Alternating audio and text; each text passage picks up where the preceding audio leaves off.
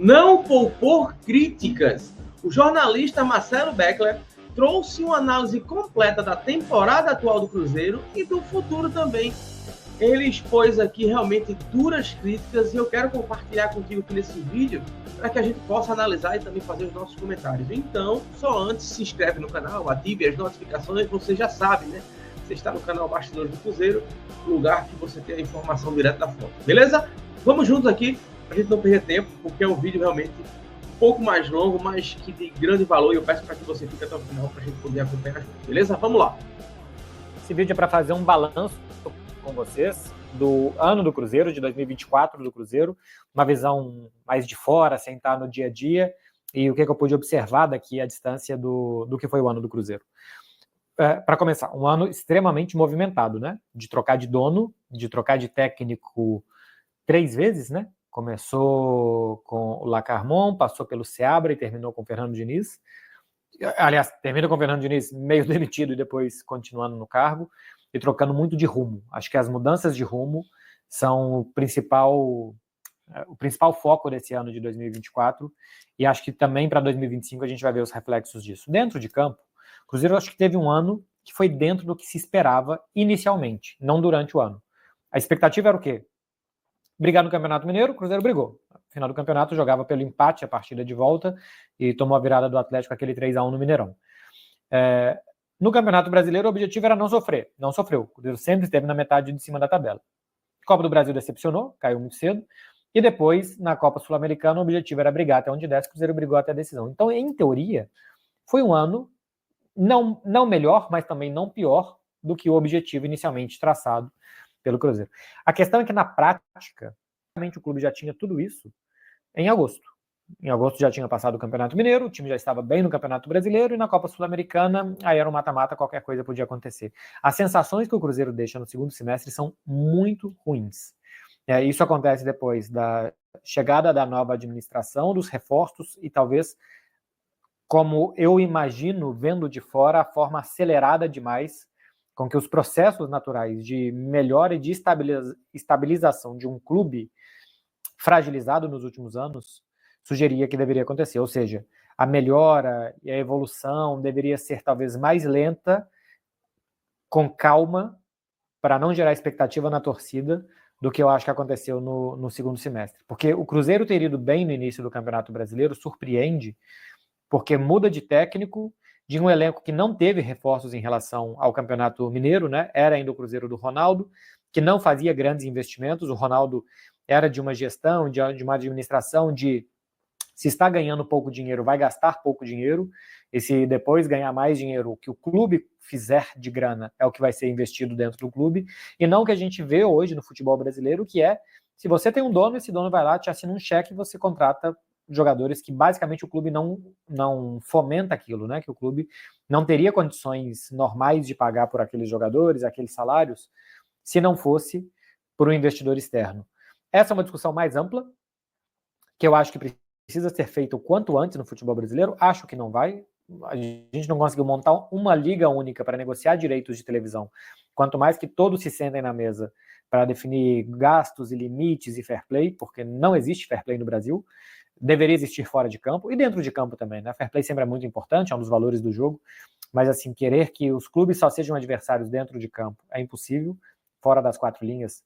Cruzeiro, Bahia, o Botafogo, era para ser o Vasco com a 777, o Atlético Mineiro, tem esses investidores. Eu sei que historicamente também, se a gente for pegar o próprio Palmeiras, que é um clube de sócios, não tem um dono, mas que o Palmeiras deu uma subida nos últimos anos via Crefisa, e que também é uma empresa que investiu no Palmeiras para ele crescer, e já tinha sido antes com a Parmalat.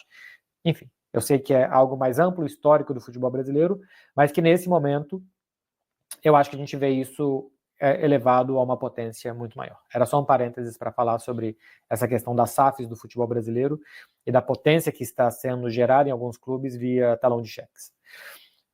O Cruzeiro faz parte desses clubes. Chega um novo dono, Pedrinho Lourenço, Supermercados BH, e faz de cara muitas contratações. Essas contratações elevam muito a expectativa da torcida e quase que exigência imediata sobre o time. O áudio vazado do Pedrinho mandando o Fernando Seabra escalar aqueles jogadores contratados, e a partir dali os jogadores começam a entrar e o time começa a perder liga. porque muda muito as características.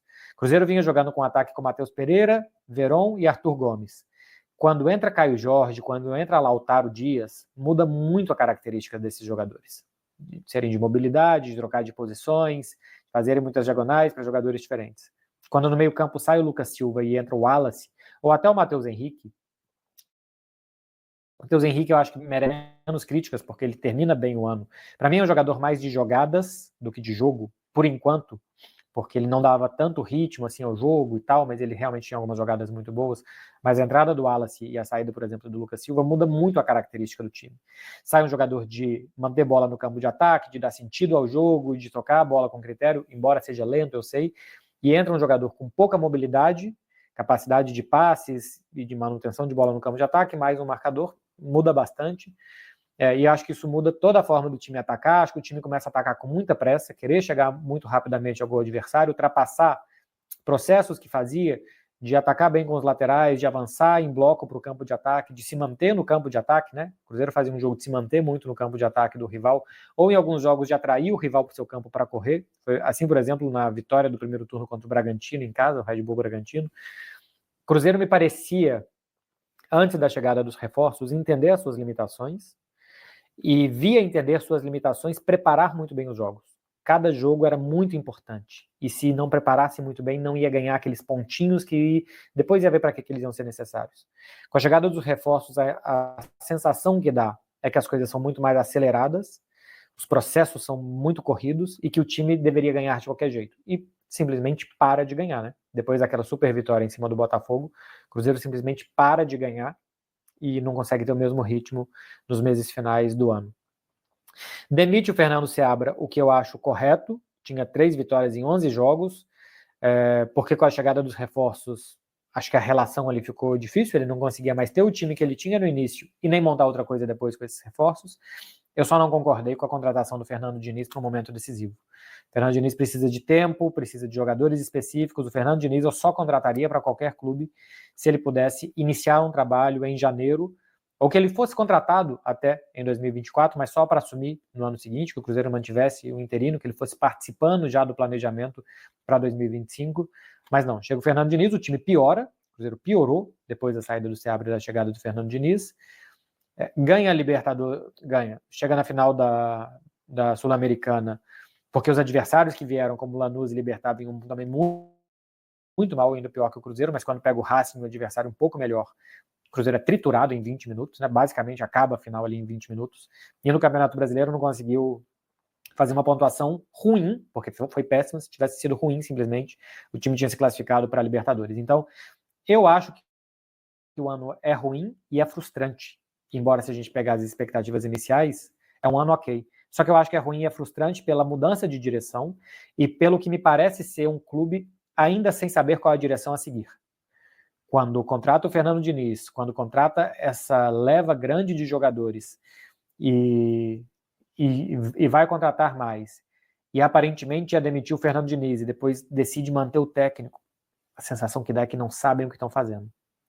Que aleatoriamente o Cruzeiro vai contratar jogadores, que eles podem chegar, dar certo ou dar errado, mas que não existe um plano. E eu acho que cada vez mais no futebol brasileiro, porque hoje existem clubes muito ricos e já clubes estruturados há muito tempo, você só chega e só encurta essa distância com um plano bem traçado. As perguntas de como e porquê são muito importantes. Como nós vamos jogar? Como nós queremos jogar? Queremos jogar desta forma. Fernando Diniz, como que ele quer jogar? Ele quer atrair o adversário para o seu campo, quer atrair o adversário para um lado, às vezes, do campo, ou direito ou esquerdo, porque quando você atrai o adversário para cá, sobra espaço do outro lado, e você vai jogar a bola para quem está naquele espaço, para ter situações de vantagem de 1 contra 1 e chegar até o gol. Então, para jogar assim, o que você precisa? Qual o tipo de jogador que você precisa para fazer esse tipo de jogo? E outra coisa, por que você vai fazer esse tipo de jogo? Por que você acredita que este tipo de jogo do Fernando Diniz, de atrair os adversários, de montar muitos corredores de um lado para liberar espaço do outro, por que você acredita que essa é a melhor forma de vencer?